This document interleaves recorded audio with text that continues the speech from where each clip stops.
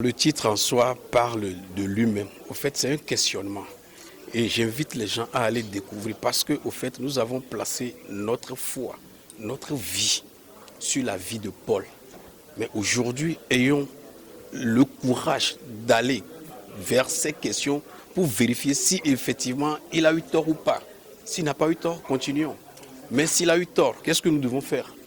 La question est posée. Sur 3 points, je peux vous dire, premièrement, nous tous nous savons qu'il n'est pas un apôtre. Nous tous nous savons aussi qu'il n'a jamais vu Jésus. Normalement, après sa conversion, il devait suivre les pas des vrais apôtres tels que Pierre et autres et se conformer à leur enseignement. Il ne devait pas s'auto-proclamer apôtre et dérouter leur message à leur place. Et nous avons pour preuve, même si vous voyez Jacques, qui était très intime, très lié avec Jésus-Christ, il ne s'est jamais appelé apôtre. Donc, j'exhorte les lecteurs à aller découvrir dans le livre ensemble. Allons vers d'autres horizons. La vérité, les vrais enseignements de Jésus-Christ. Parce que c'est lui qui nous a sauvés. Comme je l'avais dit plus tôt, c'était une révélation en fait. Moi-même, quand j'avais vu ça, j'étais choqué. Et en ce temps, j'étais avec un ami. Quand je lui avais dit ça, comment j'ai dit, tu sais, il y a une erreur dans la Bible. Tu sais ce qu'il m'a dit? Non, que tu deviens fou. Arrête ça. Donc, c'était une révélation. Et quand on va en profondeur, donc on a étayé ça avec des vérités, surtout des vrais apôtres. Parce que comme tu l'as dit, c'est un assemblage de livres. Si on parle de Bible, il y a un Ancien Testament, il y a un Nouveau Testament. Le Nouveau Testament, curieusement, c'est Paul qui a écrit 13 épîtres dedans. Et les vrais apôtres n'ont même pas eu l'opportunité de véhiculer leur message. Et en plus, nous savons que Jésus avait 12 apôtres.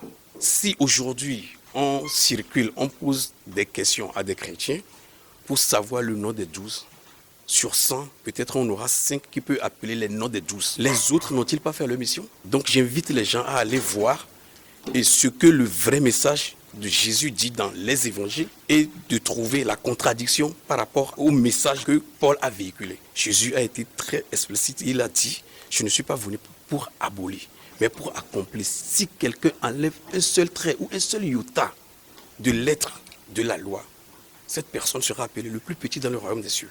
Si nous allons plus loin, si nous allons dans Jean 5, verset 45, il a dit que ce n'est pas lui qui nous accuse devant le Père, c'est plutôt Moïse, en qui on a mis notre confiance, mais il nous a donné la loi, mais on ne suit pas la loi.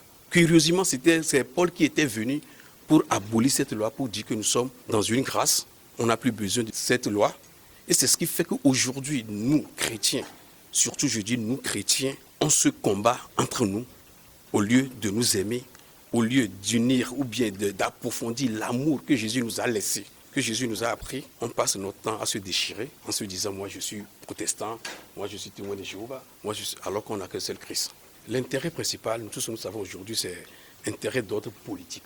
Parce que on sait tous que ceux qui ont récupéré la religion, je veux parler de Constantin par exemple, c'est pour faire de la politique, pour asservir, pour dominer. Et donc c'était une ruse de la part de Paul. Il tuait premièrement.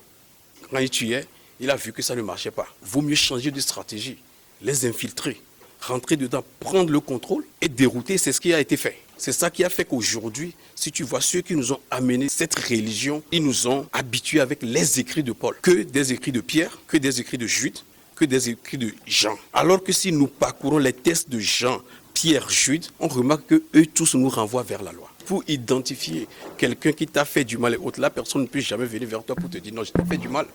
Jamais. Jamais. Donc, on ne va plutôt pas suivre ses paroles. Suivons plutôt ce qu'il a écrit. Est-ce que c'est conforme avec ce que Jésus avait préconisé? Parce que je viens de dire quelque chose tout à l'heure. Ce n'est pas Paul qui nous a sauvés, c'est Jésus. Si aujourd'hui ça s'avère que Paul nous déroute, ça veut dire que nous tous, nous avons échoué à notre mission. Et c'est ça qui fait qu'aujourd'hui, nous sommes sur la terre promise, mais on n'arrive pas à jouir de nos richesses, à le contrôle de tout. C'est lui qui a créé le bien, c'est lui qui a créé le... Donc, il a créé tout ça là pour un objectif. C'est pour nous tester. C'est pour ça qu'il nous a donné le libre arbitre. Pour voir si ce qu'il a dit, comme il avait fait avec nos ancêtres dans le jardin, ne mangez pas de ce fruit. Il savait qu'ils allaient manger. S'ils ne savaient pas, pourquoi il a préparé l'autre côté pour les chasser après? Pourquoi il a créé l'arbre là pour que ça soit du bien et du mal? C'était un plan pour lui. C'est un plan pour lui. Donc c'est à nous de savoir, de faire le bon choix. Ma recommandation était premièrement, je l'avais dit, Je les invite parce que nous sommes dans une ère de vérité. Moi, peut-être j'ai une partie d'une mission. Il y a d'autres qui vont encore s'éveiller pour vraiment nous aider à venir vers le droit chemin. Et en plus, il y a un second ouvrage qui arrive, qui parle des lois. Parce que dans ce livre, j'exhorte mes frères à retourner vers la loi. Parce que sans la loi, il y a l'anarchie. Et nous vivons dans une anarchie pas possible. Donc, je recommande qu'on retourne vers cette loi. Et comme le disait David, celui qui médite cette loi jour et nuit est comme quelqu'un qui est planté auprès d'un cours d'eau. Tout ce qu'il fait lui réussit. Donc sans cette loi, on n'est rien au fait. Tout ce que l'ennemi a fait, c'est de réussir à nous éloigner de cette loi. Et c'est ce qui a causé notre calamité aujourd'hui. Donc retournons vers cette loi. Ça, c'est mon exhortation finale.